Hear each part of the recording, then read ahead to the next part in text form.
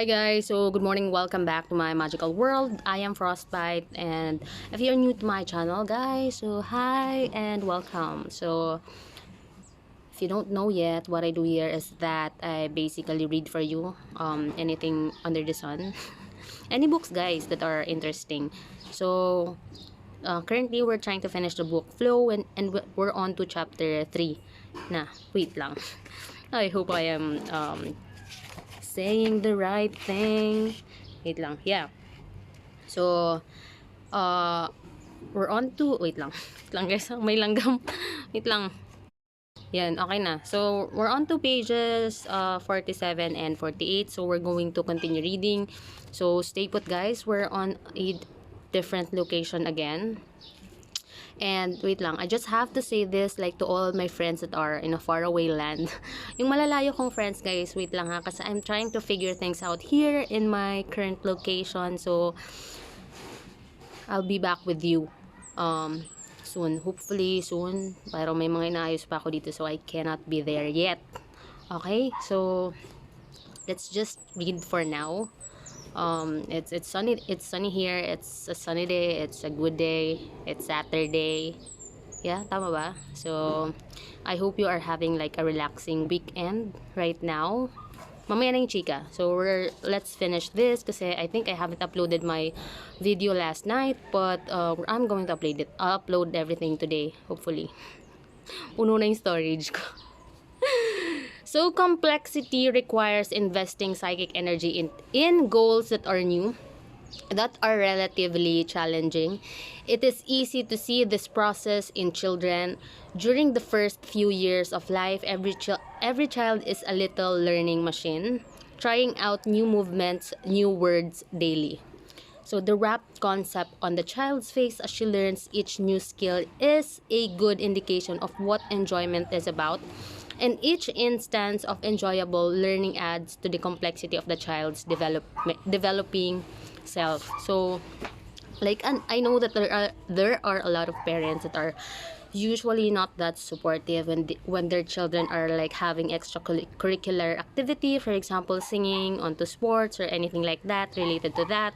So guys, you really have to be supportive to your children. They need that for self-development, character development, and to develop their strength and skills and their potentials to do the things that they need to learn, diba? So it's all good.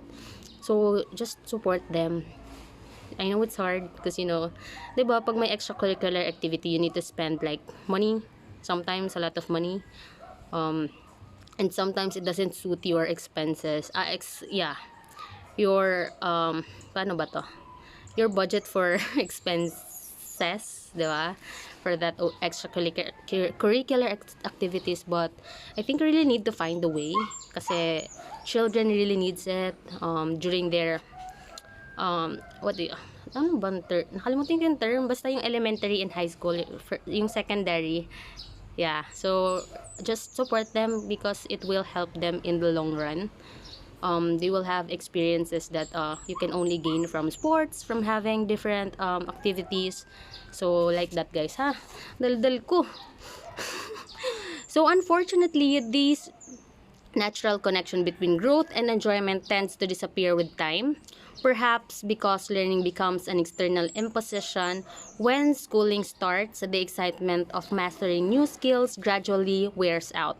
It becomes all too easy to settle down within the narrow boundaries of the self-develop in adolescence. But if one gets to be too complacent, feeling the psychic energy invested in new directions is wasted unless there is a good chance of reaping extrinsic rewards for it. So, one may end up no longer enjoying life, and pleasure becomes the only source of positive experience. So, yun nga guys, we really have to support like anyone. I think anyone. Because sports is really a good thing. I am a runner, di ba? So I really love people who dive deep into their mastering their own skills. Yeah, so I really support them. I like it when they take care of their body. So wait lang let's just finish this. So, on the other hand, ano ba yan? Maybe. So, on the other hand, many individuals continue to go to great lengths to preserve enjoyment in whatever they do. I used to know an old man in one of the decrepit suburbs of Naples who made a precarious living out of a ramshackle antique store. His family had owned for generations. One morning, a prosperous-looking American lady walked into the store and after looking around for a while, asked the price of a pair of Baroque wooden putti.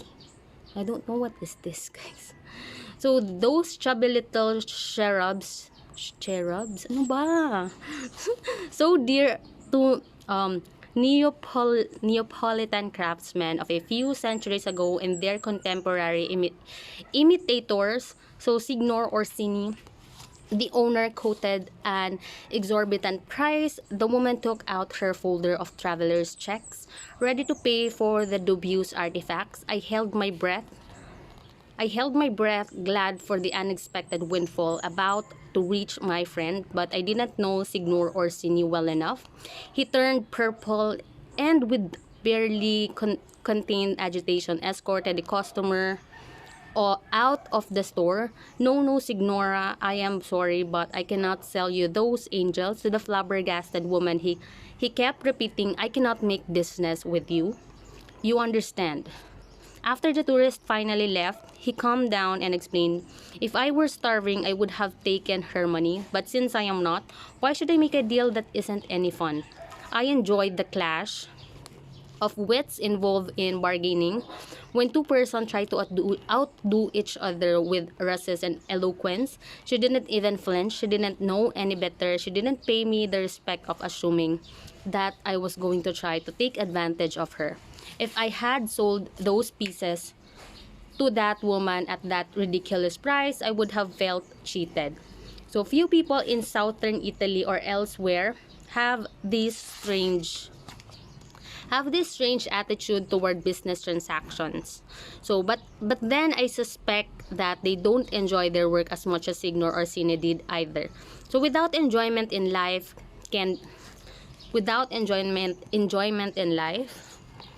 be endured, and it can even pleasant, but it can be so only precariously, depending on luck, the cooperation of external environment to gain personal control over the quality of experience. However, one needs to learn how to build enjoyment into what happens day in, day out. So it's your job, guys, to figure out what are the things that makes you feel enjoyable. Tama ba? Yun nga, that you really have to find that in a day. Do something that are enjoyable. For me, this is my thing with you guys. So I find this is actually not a job. This is something that I love to do. So, and we both of us are, it's beneficial to both of us, diba? Diba? So the rest of this chapter provides an overview of what makes experience enjoyable. This description is based on long interviews, questionnaires, and other data collected over a dozen years from several thousand respondents. Initially, we interviewed only people who spent a great amount of time and effort in activities that were difficult yet provided no obvious rewards such as money or prestige. Rock climbers, composers of music, chess players, amateur athletes.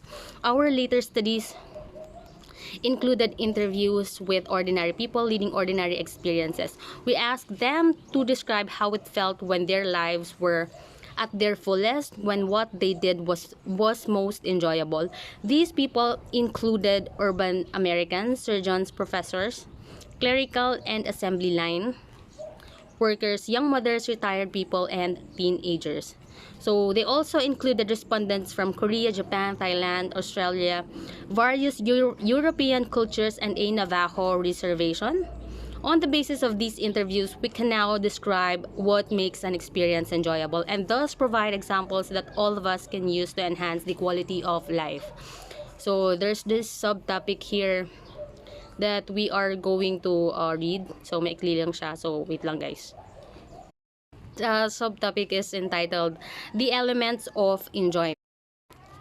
So the first surprise we encountered in our study was how similarly very different activities were described when they were going especially well. Apparently, the way a long-distance swimmer felt when crossing the English Channel was almost identical to the way a chess player felt during a tournament or a climber progressing up in a difficult rock face. All these feelings were shared in important respects by subjects ranging from musicians composing a new quartet to teenagers from the ghetto involved in a championship basketball game. So, wait lang, dilim wait lang. I don't know what is happening, but let's just proceed. So, the second surprise was that regardless of culture, stage of modernization, social class, age, or gender, the respondents describe enjoyment in very much the same way. What they did to experience enjoyment varied enormously. The elderly Koreans liked to meditate. The teenage Japanese like to swarm around in motorcycle gangs, but they describe how it felt when they enjoyed themselves in almost identical terms. Okay, so we're done na, guys. So it's pages 47 and 48 of the book flow. We are going to like continue reading tomorrow. Of course, that's what we do every day. So, 'di ba? Kasi yung tamad tayo eh. You and I. But together we can make things better. So, thank you guys for listening. Ayun nga, I'm on a continuously traveling trip. It's not like I wanted to do this, but I have to do this because I'm running basta guys, yun na yun. But I have to do some duties that are necessary to finish. So I'm going to meet people from the next few days, and I'm going to attend a wedding on the 16th, I think. So yun nga guys. So thank you guys for listening. Doon natin tayo mag-film sa wedding. It's so funny. So I'm going to see you again. So yun nga, thank you guys for listening, and thank you for helping me make this world a better place for all of us and for the future generation. So take care of your body. I mean, ako din, I think I have to say that because I drink sometimes, a lot. Sometimes. No, sige na guys.